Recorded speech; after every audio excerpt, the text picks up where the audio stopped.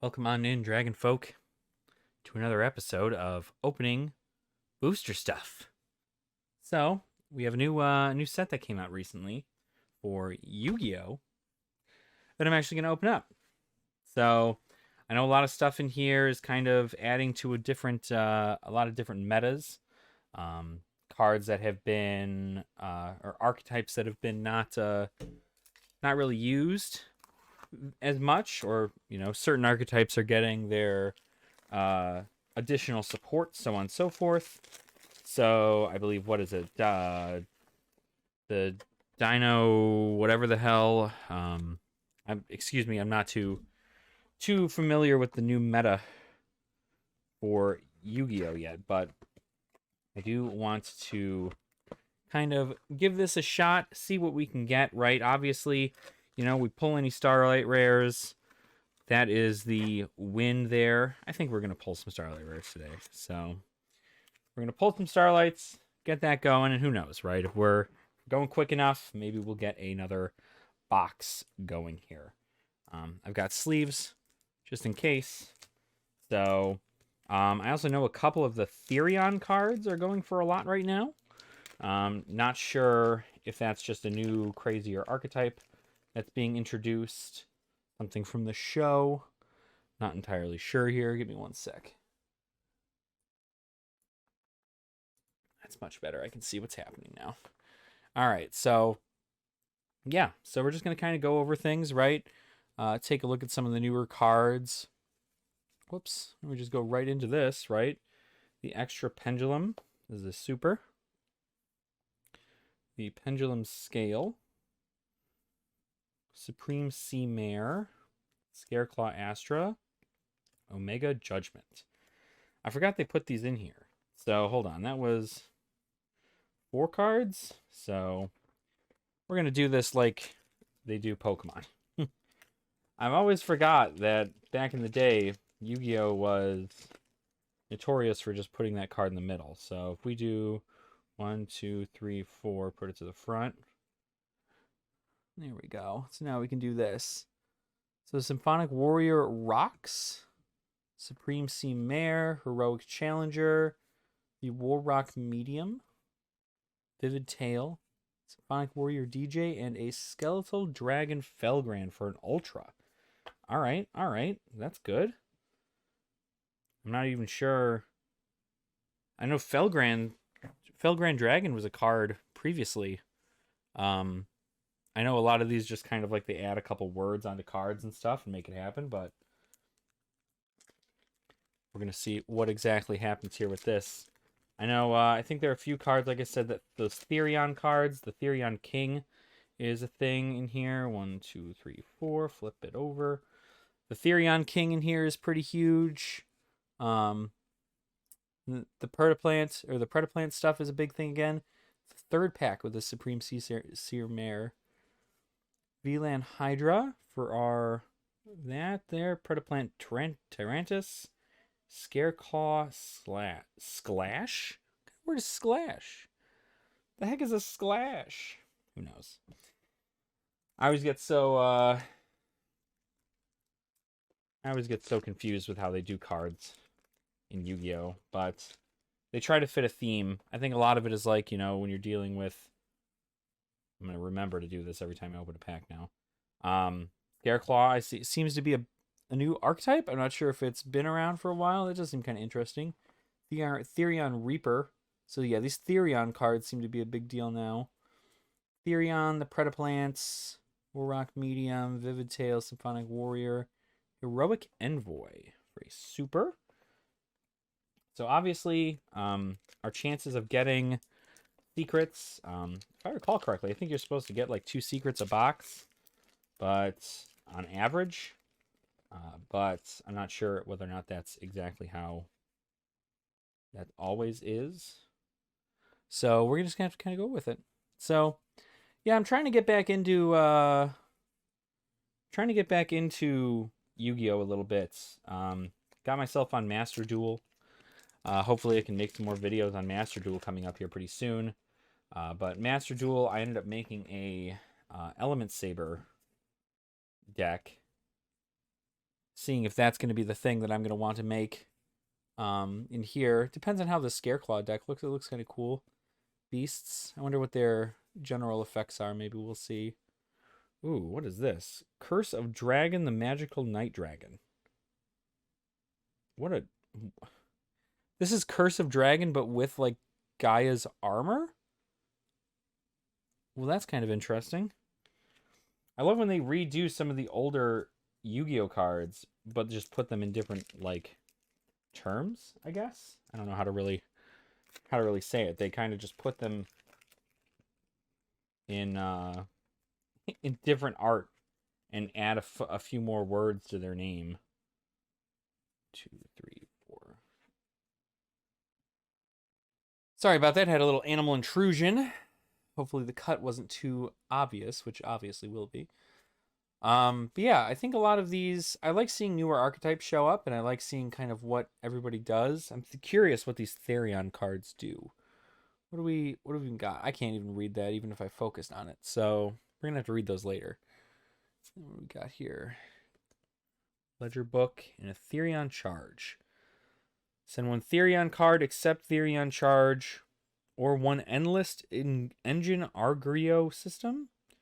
Our gyro system from your hand to your face-up spell and trap card zone in the graveyard to the graveyard.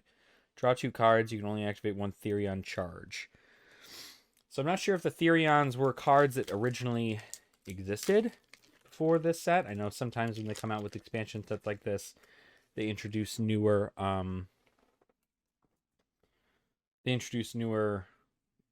archetypes. Try to jostle things up a little bit. But yeah, I'm pretty happy to start doing Libromancer Displaced, another Ultra there.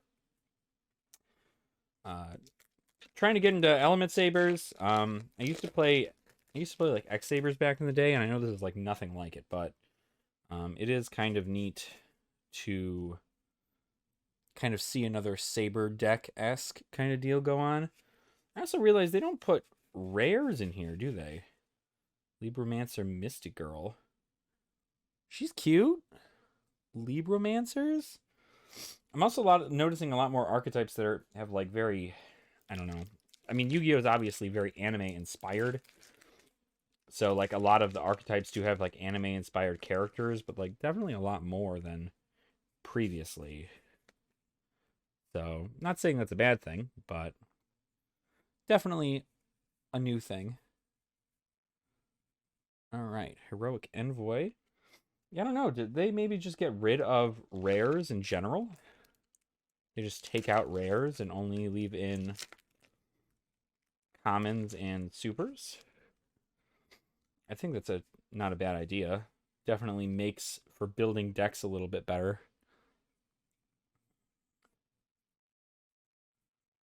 Crow Tengu, Ice Jade Cruise. Oh, Psychic and Punisher. This is our secret right here.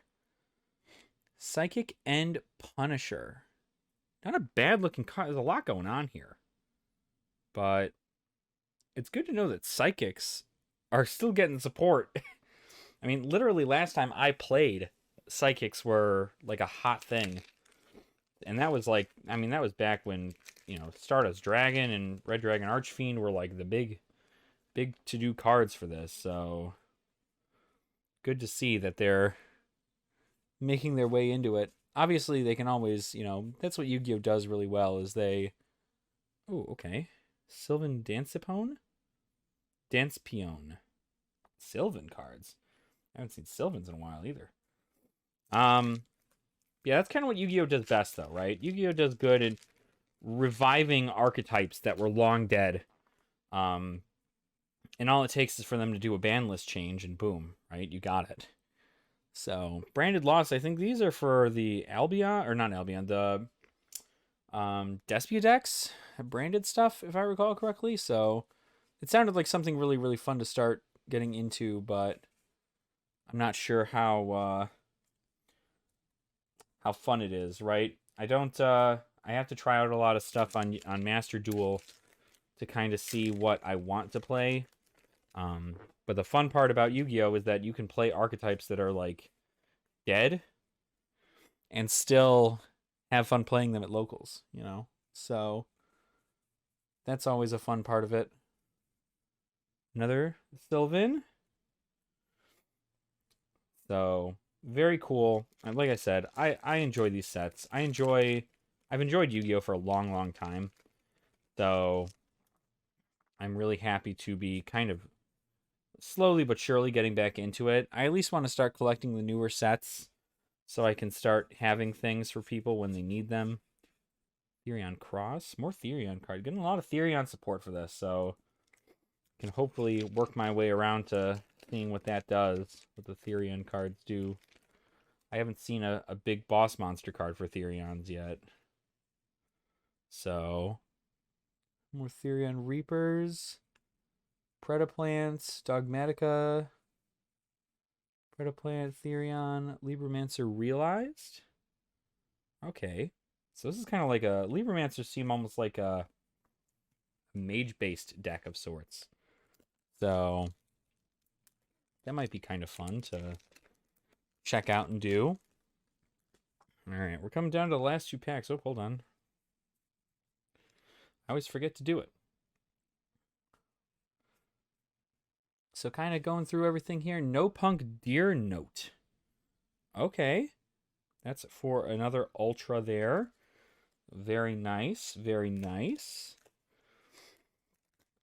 Yeah, and I mean, opening Yu-Gi-Oh! Feels so much more different than opening Magic, you know? Like, opening Yu-Gi-Oh! Still has that same feel of, like, you're looking for that special card in here, you know? If you get a secret or a Starlight or something, you really feel good about pulling that card, as opposed to Magic right now. A lot of standard stuff in Magic is it's all fancy foils and so on and so forth, and it's so easy to get them, it almost feels like nothing is special, which is unfortunate, but you know, we always do what we can.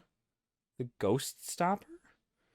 Neither player can activate the effects of spell or trap cards in the graveyard. If this card is sent to the field to your graveyard, you can target one spell or trap card in your opponent's graveyard, banish it. Seems like some anti-meta play. I wonder what archetype works on that.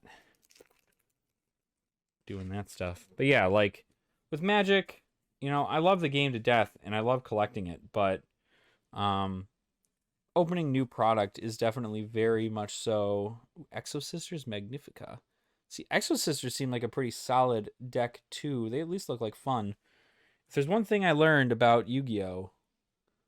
Is that everybody loves their waifus. So, the more waifus, the better off you are when playing Yu-Gi-Oh! So, definitely a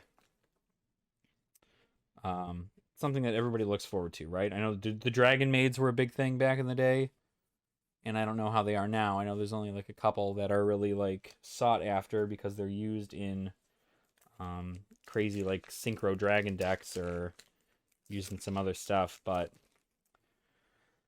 yeah, I mean, Yu-Gi-Oh! Is what it is, right? It's fun and checking things out, and I'm always happy to see new stuff. Scareclaw Arrival.